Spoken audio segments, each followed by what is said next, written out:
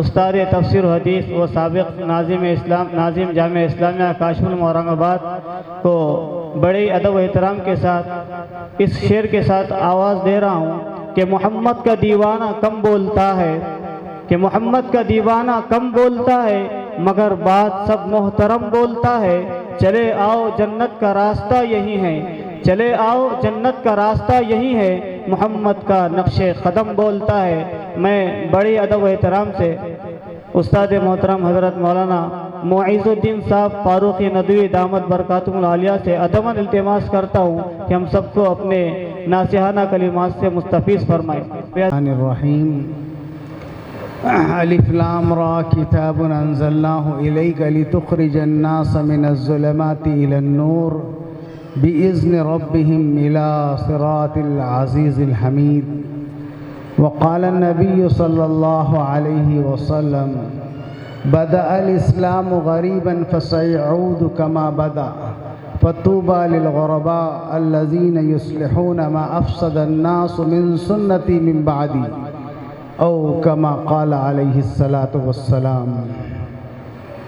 قابل سے احترام علماء کرام، معزز حاضرین، عزیز طلباء اور میری عزت نشین ماؤں اور بہنوں، جلسہ کافی دیر سے چل رہا ہے اور اب وقت نماز کا بھی ہے، کھانے کا بھی ہے۔ میں زیادہ دیر آپ سے لمبی گفتگو نہیں کروں گا، چند باتیں عرض کروں گا۔ ہم مدرسہ تجوید القرآن کے جلسہ سالانہ میں بیٹھے ہیں اور میرے سامنے یہ 10 مبارک چہرے ہیں جنہوں نے حفظ قرآن کی سعادت حاصل کی، اور اللہ نے قرآن میں فرمایا اِنَّا نَحْنُ نَزَّلْنَا الذِّكْرَ وَإِنَّا لَهُ لَحَافِظُونَ، کہ ہم نے قرآن کو اتارا اور ہم اس کی حفاظت کریں گے۔ یعنی اللہ تعالیٰ نے یہ پیغام دیا ہے کہ اگر کسی کو اپنی حفاظت کروانی ہے تو قرآن کی چھتری کے نیچے آؤ۔ اللہ نے مسلمانوں کی حفاظت کا وعدہ نہیں کیا بلکہ اپنی کتاب کی حفاظت کا وعدہ کیا۔ جو قرآن سے منسلک ہو جائے گا، قرآن سے جڑ جائے گا، اللہ اس کی حفاظت کرے گا۔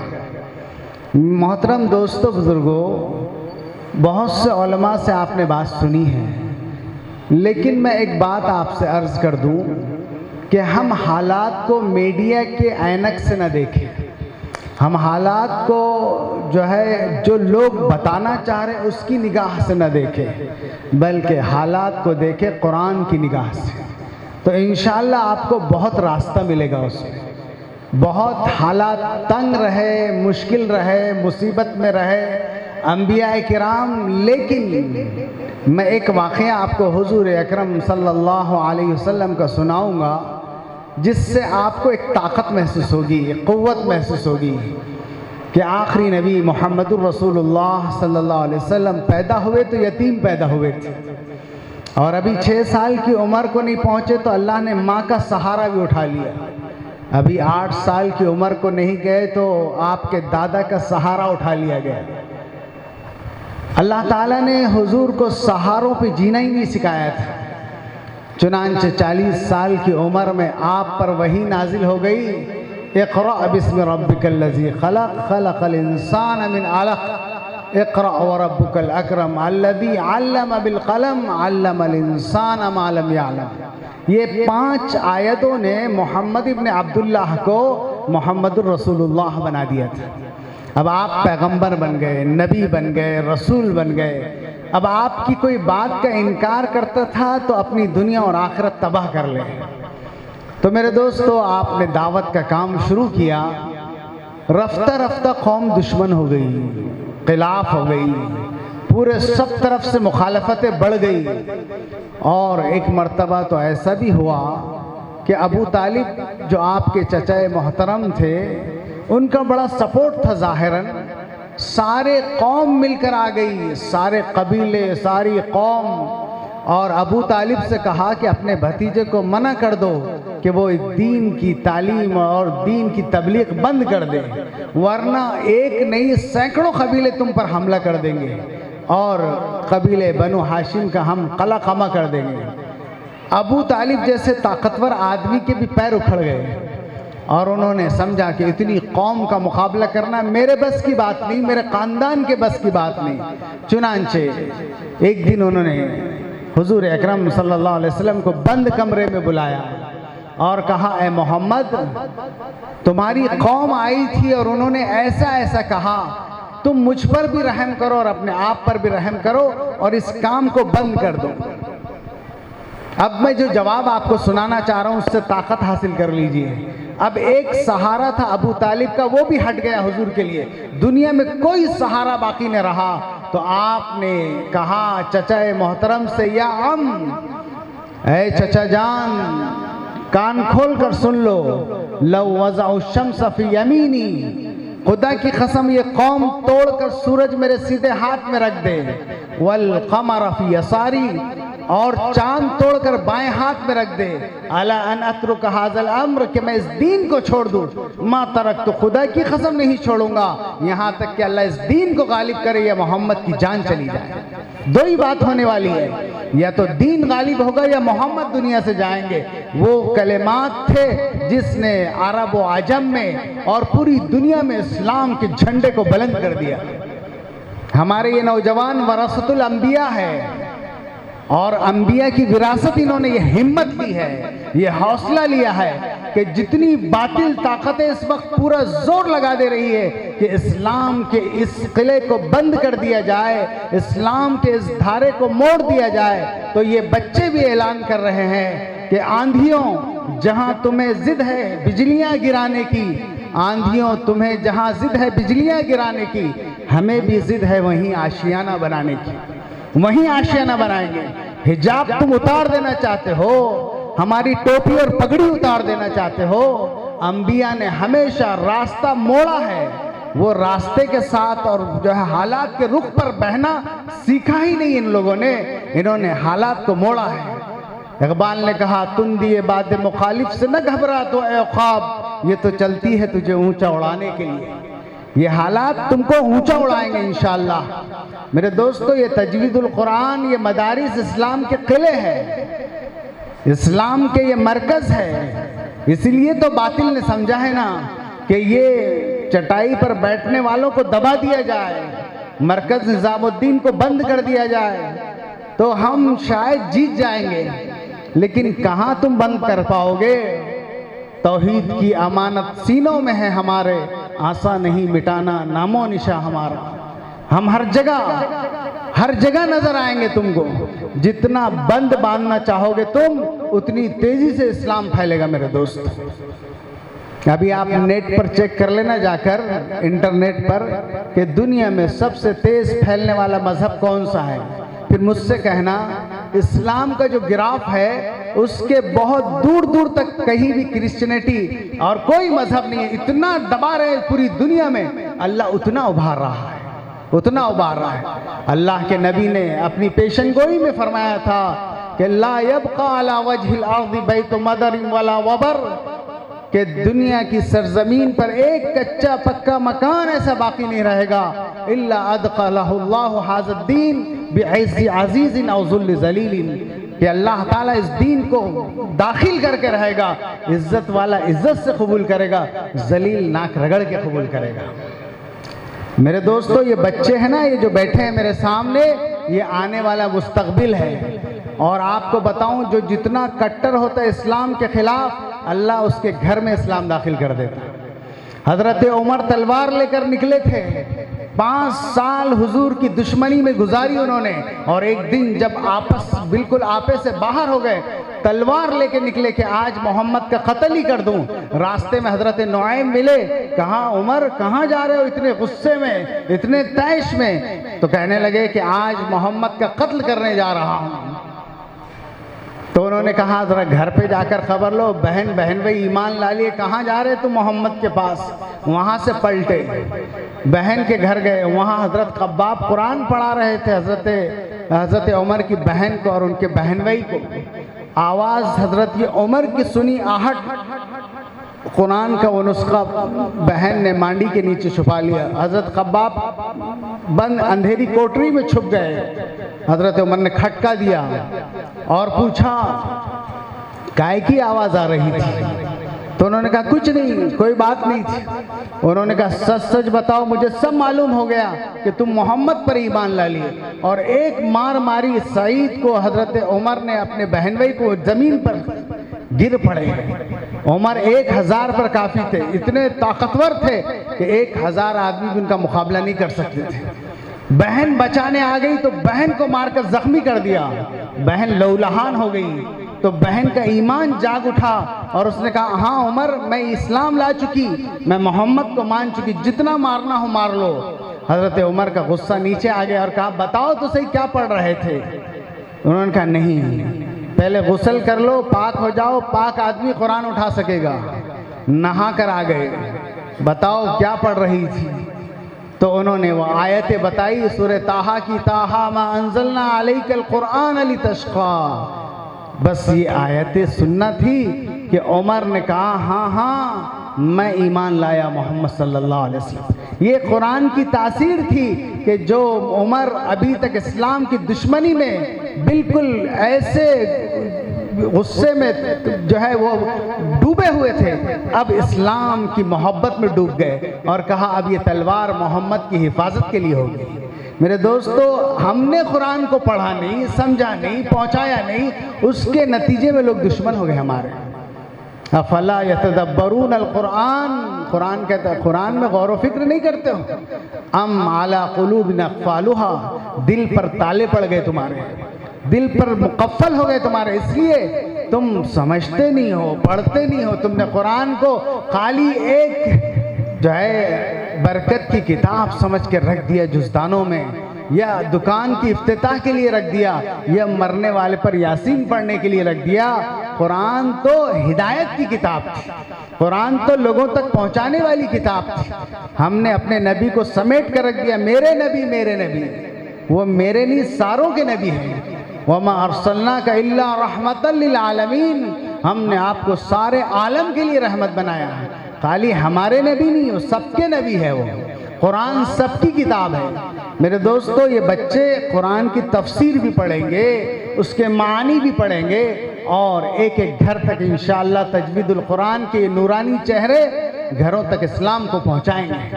لیکن میرا اور آپ کا بھی فرض بنتا ہے کہ اس مدارس کی حفاظت کرے، اس کے لیے اپنا مال خرچ کرے، اس کو مضبوط بنائے، اس کی کوئی ضرورت کو پیش کرنے کی ضرورت نہ پڑے.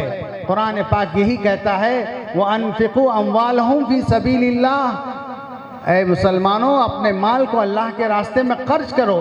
وَلَا تُلْقُوا بِأَيْدِيكُمُ التَّهْلُكَةِ، اور اپنے آپ کو ہلاکت میں نہ ڈالو. مال نہیں خرچ کرو گے ہلاک کر دیے جاؤ گے. آج باطل تنظیمیں پورا مال خرچ کر رہی ہے.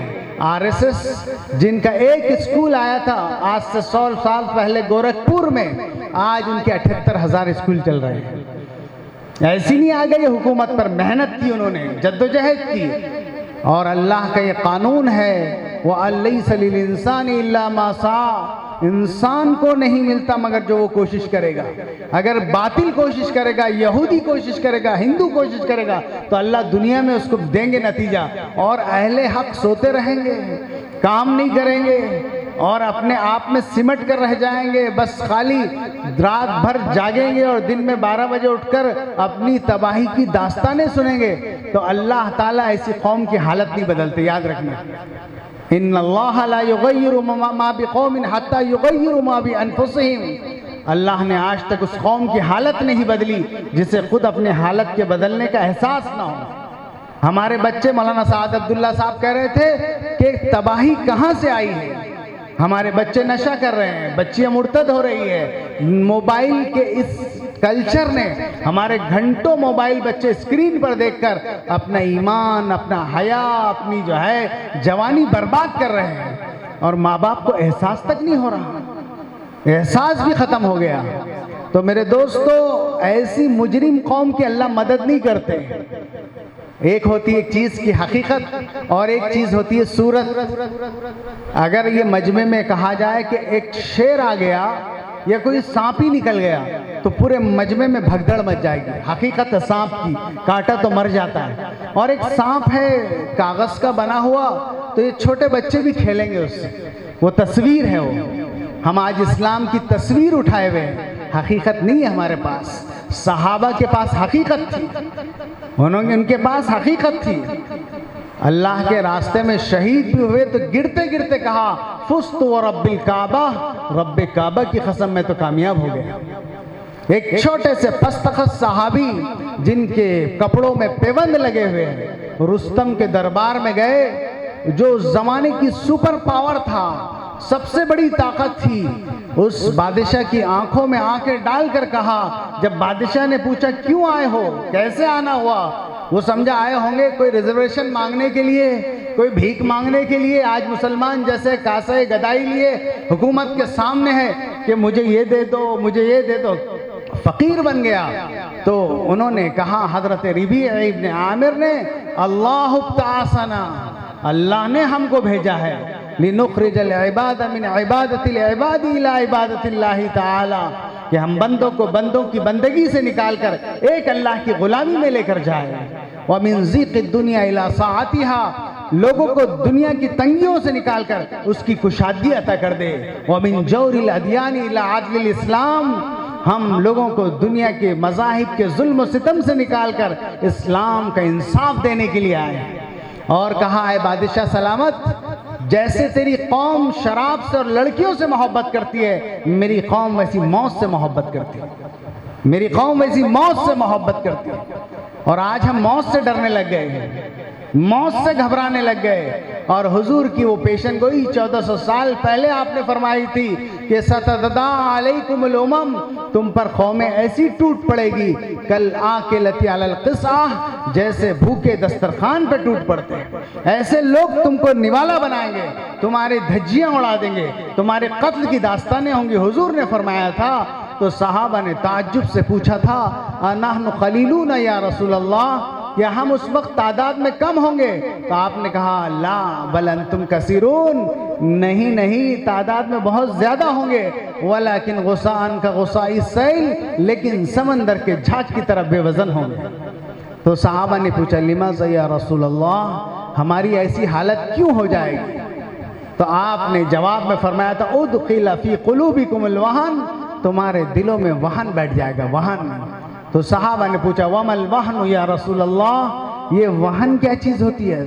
ذرا غور سے سننا، یہ وہن کیا چیز ہوتی ہے؟